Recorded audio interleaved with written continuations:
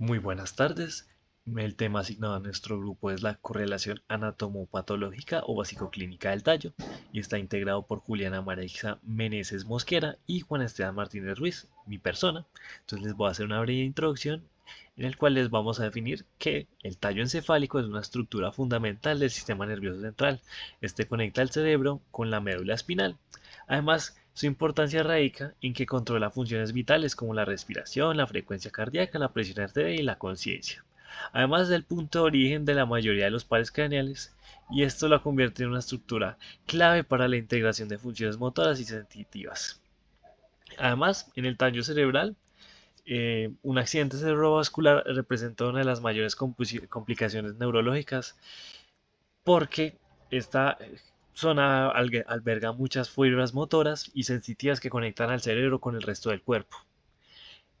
Este trabajo está enfocado en la identificación de los accidentes cerebrovasculares y síndromes en los que se manifiesta, y su manejo actual y perspectivas a futuro sobre su diagnóstico y tratamiento.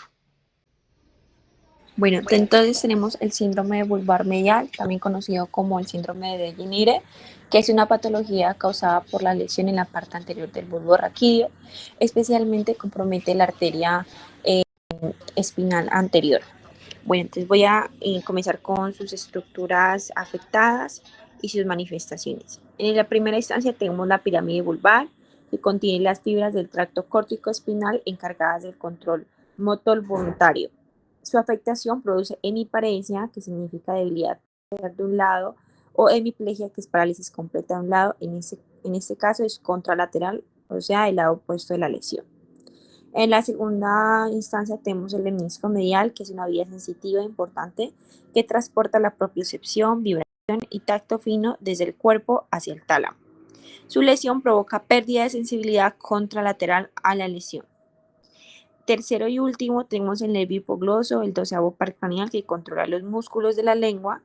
Si se daña provoca debilidad en la lengua ipsilateral, o sea, del mismo lado de la lesión.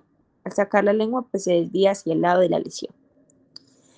En segunda instancia tenemos lo que es el síndrome vulvar lateral, también conocido como el síndrome de Wallmeyer, que es, una, que es un trastorno neurológico causado por la obstrucción de la arteria cerebelosa posterior inferior o en algunos casos de ramas de la arteria vertebral. Su importancia clínica radica en que afecta a varias estructuras críticas del bulbo raquídeo. Entonces, ¿qué estructuras se ven comprometidas? Primero, el pedúnculo cerebeloso inferior, que produce ataxia ipsilateral. Ataxia significa movimientos descoordinados, en este caso del mismo lado de la lesión. Segundo, núcleos vestibulares, que provocan vértigo, que es ilusión de movimiento, y nistagmo, que son movimientos descontrolados y rápidos de los ojos. En el tercer caso tenemos el nervio glosofaringeo y el vago, que ocasionan disfagia, que es incapacidad para deglutir, disfonía, que es alteración en la producción de voz, y pérdida de reflejos. Por cuarto teníamos el tracto espinal del nervio trigémino, que genera pérdida de la sensibilidad termoalgésica, o sea, el dolor y temperatura en el lado ipsilateral de la cara. En el quinto lugar tenemos el tracto espinotalámico, que produce pérdida de la sensibilidad termoalgésica en el lado contralateral del cuerpo. Y por último tenemos las fibras simpáticas, que su lesión puede causar el síndrome de Horner, que se caracteriza por tener tres cosas. Miosis, que es contracción de una pupila. Ptosis, que es la caída del párpado. Y anhidrosis ipsilateral, que es la falta de sudoración de un lado. En cuanto a la semiología, me faltó explicar dos, que es disartria, que es incapacidad para articular las palabras, y termanestesia, que es pérdida de la sensibilidad a la temperatura. Las otras semiologías ya las hablé en conjunto a los síndromes. Para el manejo actual definimos lo que es un accidente cerebrovascular ya que es la principal causa de estos síndromes. Y lo definimos como la interrupción del flujo sanguíneo en uno de los vasos importantes del sistema nervioso central. Según las estadísticas de morbilidad, según Soto, ellos definen que entre el 95 y 290 personas de cada 100.000 habitantes sufren un accidente cerebrovascular cada año. y aproximadamente 1.1 millones de personas en Europa lo sufren. Entre este 1.1 millones de personas, el 80% corresponden a un ACV isquémico, el cual ya les voy a explicar. Además, se afirma que esta es la principal causa de muerte y la primera causa de discapacidad en Europa.